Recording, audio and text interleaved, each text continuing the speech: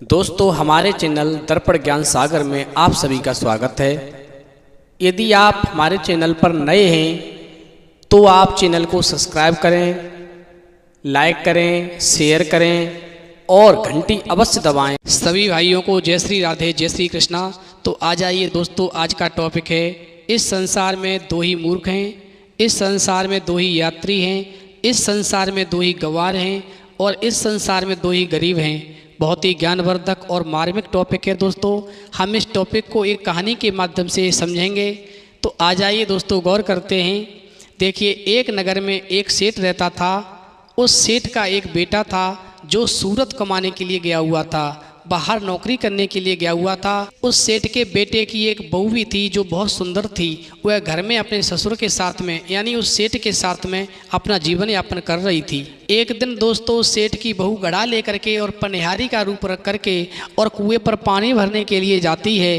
तो वह जब कुएं के पास पहुंचती है तो उसने उस कुएं से अपनी गागर को भर लिया है और भरने के बाद में दोस्तों उस कुएं के पास रख लिया। दोस्तों, वह पनिहारी जल लेकर के अपने घर के लिए चलने ही वाली थी। तब तक क्या देखती है कि उस कुएं पर एक व्यक्ति आ जाता है। वह हाथ जोड़ करके उस पनिहारी से कहने लगा, मुझे बहुत ही जोर की प्यास लगी है, आप मुझे पानी पिला दें तो मेरा मन शांत हो जाएगा। पनिहारी ने दोस्तों उस व्यक्ति से कहा, पहले तुम ये बताओ कि तुम हो कौन। दोस्तों, वह व्यक्ति कहने लगा कि मैं यात्री हूँ। पनिहारी ने कहा कि इस संसार में यात्री तो केवल दो ही हैं, फिर तुम तीसरे यात्री कहाँ से आ गए। दोस्तों, उस व्यक्ति ने मन में विचार किया कि अब मुझे पानी नहीं मिलेगा, इसलिए वह कुएं से उठ करके और दूर जा कर के बैठ गया। तब तक दूसरा व्यक्ति आ जाता है और कहने लगता है कि मुझे बहुत तेज प्यास लगी है, यदि आप मुझे पानी पिला दे तो मेरा मन शांत हो जाएगा। दोस्तों, वह पनिहारी उस दूसरे व्यक्ति से भी वही पूछती है और कहने लगती है, पहले तुम ये बताओ तुम कौन हो।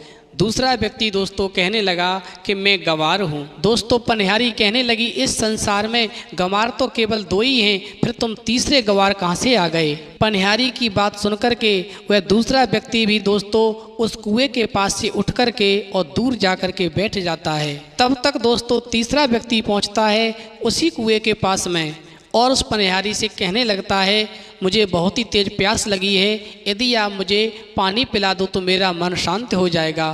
पनिहारी कहने लगी, पहले तुम ये बताओ तुम हो कौन। उस तीसरे व्यक्ति ने कहा, मैं एक गरीब हूँ। तो पनिहारी कहने लगी, इस संसार में गरीब तो केवल दो ही हैं, फिर तुम तीसरे गरीब कहाँ से आ गए। दोस्तों, पनिहारी की बात सुन करके वो तीसरा व्यक्ति भी प्यासा ही उस कुएं से दूर जा कर के बैठ जाता है। तब तक दोस्तों चौथा व्यक्ति आता है और कहने लगता है उस पनिहारी से, मुझे बहुत तेज प्यास लग रही है, बहुत ज़ोर की प्यास लग रही है, यदि आप मुझे पानी पिला दें तो मेरा मन शांत हो जाएगा। दोस्तों, पनिहारी उस चौथे व्यक्ति से भी वही प्रश्न करती है और कहती है, पहले ये बताओ तुम कौन हो। दोस्तों, चौथा व्यक्ति कहने लगता है, मैं मूर्ख हूँ। पनिहारी ने उस व्यक्ति की बात सुन करके कहा, इस संसार में मूर्ख तो केवल दो ही हैं, फिर तुम तीसरे मूर्ख कहाँ से आ गए। अब वह चारों व्यक्ति कुएं के पास से दूर जा कर के दोस्तों बैठ जाते हैं और मन में विचार करने लगते हैं कि अब पानी तो नहीं मिलेगा, इसलिए हमें यहाँ से आगे बढ़ जाना चाहिए। जैसे ही वह चारों व्यक्ति आगे बढ़ने के लिए तैयार होते हैं, तैसे ही वह पनिहारी कहने लगी है, आप मेरे घर पर चलें, थोड़ी दूरी पर मेरा घर है, वहाँ पर चल के मैं आप चारों को पानी पिलाऊंगी, फिर पानी पीने के बाद वहाँ से आप आगे चले जाना जहाँ भी आपको जाना है। दोस्तों, उस पनिहारी ने मन में विचार किया कि प्यासे को पानी पिलाना तो एक पुण्य का काम होता है। दोस्तों, बात ये नहीं थी कि वह पनिहारी चारों व्यक्तियों को पानी पिलाना नहीं चाह रही थी।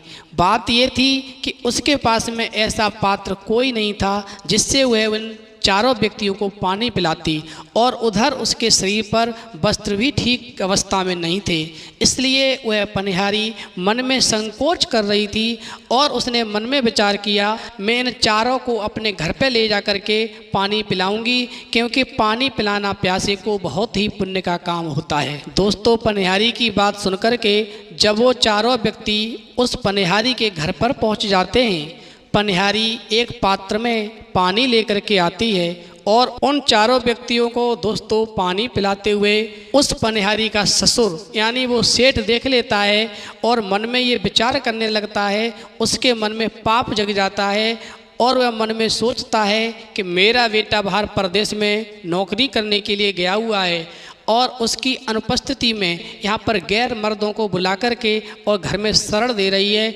और उनको पानी पिला रही है, उनकी सेवा कर रही है, जो गलत है। दोस्तों, वह सेठ जो था वहाँ से उठा और सीधा राजा के पास पहुँचा और राजा से जा कर के उसने सारी बात कही और राजा से कहा, हे राजन, मेरे पुत्र की जो बहू है उसका चलन ठीक नहीं लगता है मुझे। मेरा बेटा परदेश गया हुआ है, लेकिन मेरे बेटे की अनुपस्थिति में वह मेरे बेटे की बहू जो है गैर मर्दों को घर पर बुलाती है, उनको शरण देती है और उनकी सेवा करती है। उसको सज़ा अवश्य मिलनी चाहिए। दोस्तों, सेठ की बात सुन करके राजा ने उस पनिहारी के पास में सूचना भिजवाई।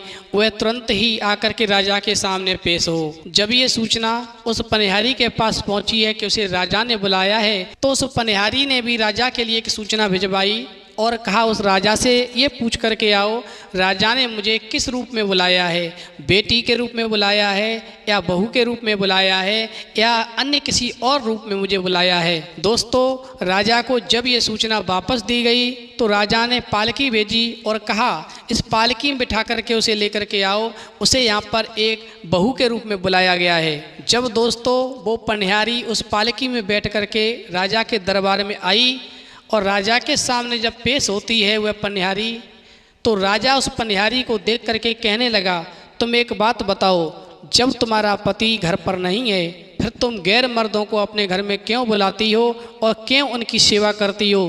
तुम्हें सज़ा मिलेगी। राजा की बात सुनकर के वह पनिहारी कहने लगी, हे राजन, इसमें मेरा कोई दोष नहीं है। मैं तो केवल कुएं पर जल भरने के लिए गई थी। उस कुएं पर ये प्यासे चारों व्यक्ति पानी पीने के लिए आए थे।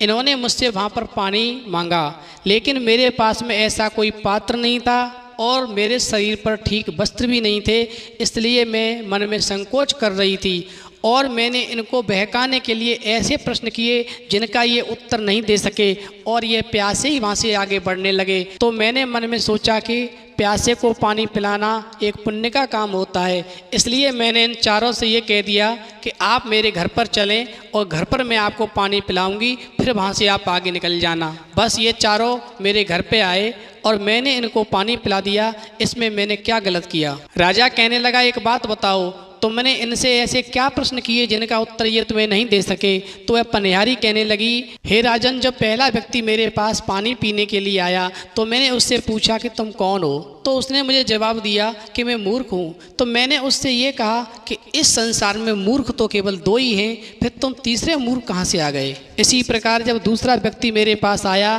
तो मैंने उससे पूछा, तुम कौन हो? तो उसने कहा, मैं यात्री हूँ। तो मैंने उससे ये कहा कि यात्री तो इस संसार में दो ही हैं, फिर तुम तीसरे यात्री कहाँ से आ गए? इसी प्रकार जब तीसरा व्यक्ति मेरे पास आया तो मैंने उससे कहा कि तुम कौन हो? तो उसने मुझसे कहा कि मैं गंवार हूँ। तो मैंने उससे ये कहा कि इस संसार में गंवार तो केवल दो ही हैं, फिर तुम तीसरे गंवार कहाँ से आ गए? इसी प्रकार हे राजन, चौथा व्यक्ति जब मेरे पास आया तो मैंने उससे भी यही पूछा कि तुम कौन हो? तो उसने मुझसे कहा कि मैं गरीब हूँ। तो मैंने उससे कहा कि इस संसार में गरीब तो केवल दो ही हैं, फिर तुम तीसरे गरीब कहाँ से आ गए? और ये मेरे प्रश्नों का उत्तर नहीं दे सके और वहाँ से ये प्यासे ही आगे जाने लगे। इसलिए मैं इनको घर पे लेकर के आई और मैंने इनको पानी पिलाया, क्योंकि वहाँ पर मेरे पास में ऐसा कोई पात्र नहीं था राजन जिससे मैं इनको पानी पिला सकती थी और मेरे शरीर पर ठीक वस्त्र भी नहीं थे, इसलिए मैं मन में संकोच भी कर रही थी। पनिहारी की बात सुनकर के राजा एकदम से भौचक्का रह गया, क्योंकि उसकी समझ में भी इन प्रश्नों के उत्तर नहीं आ रहे थे। तो राजा कहने लगा, अब पनिहारी, इन प्रश्नों के उत्तर तुम ही बताओ। तो पनिहारी कहने लगी, राजन, मुझे आपने माफ़ कर दिया। यदि आप मुझे माफ़ करने की कह रहे हो, आप ये कह दो कि आपने मुझे माफ़ कर दिया, तो फिर मैं आपको उत्तर बताने के लिए तैयार हूँ। राजा कहने लगा, ठीक है, मैंने तुम्हें माफ़ कर दिया, अब मुझे उत्तर बताओ। राजा की बात से सहमत होकर के वह पनिहारी कहने लगी, हे राजन, इस संसार में यात्री तो केवल दो ही हैं, सूर्य और चंद्रमा, और इस संसार में गंवार भी दो ही हैं, भोजन और पानी, जो कि बिना किसी कारण पीछे पीछे घूमते रहते हैं। इस संसार में गरीब भी केवल दो ही हैं, बहू और गाय। इन तीन प्रश्नों का उत्तर तो दे दिया और जब चौथे का नंबर आया तो वो पनिहारी दोस्तों शांत हो गई। राजा ने उस पनिहारी से कहा कि चौथे प्रश्न का भी उत्तर बताओ, तुम शांत क्यों हो गई? तो वह पनिहारी कहने लगी, यदि महाराज आप मुझसे नाराज न हो तो मैं आपको चौथे प्रश्न का उत्तर बताने के लिए तैयार हूँ। राजा कहने लगा, ठीक है, मैं तुमसे नाराज नहीं हूँगा, तुम चौथे प्रश्न का भी मुझे उत्तर बताओ। वह पनिहारी राजा की बात से सहमत होकर के कहने लगी, हे राजन, इस संसार में मूर्ख भी केवल दो ही हैं। पहले मूर्ख मेरे ससुर हैं, जिन्होंने मुझसे कुछ भी नहीं पूछा और मेरे चरित्र पर सीधा धब्बा लगा करके आपसे इन्होंने शिकायत की। इन्होंने अपने कुल की लोक लाज को तार तार कर दिया। दूसरे मूर्ख राजा हैं, जिन्होंने बिना कुछ जाने मेरे बारे में और इस सभा के बीच में मुझे जबरदस्ती बुला करके यहाँ पेश करवा दिया। पहले तो पनिहारी की बात सुन करके उस राजा को बहुत क्रोध आया। फिर जब उसने ध्यान से सोचा तो उसने मन में विचार किया, वास्तव में ये पनिहारी बात तो सही कह रही है। बिना किसी के बारे में जाने दरबार में किसी को सबके सामने इस प्रकार से बेइज्जत करना ठीक नहीं होता है।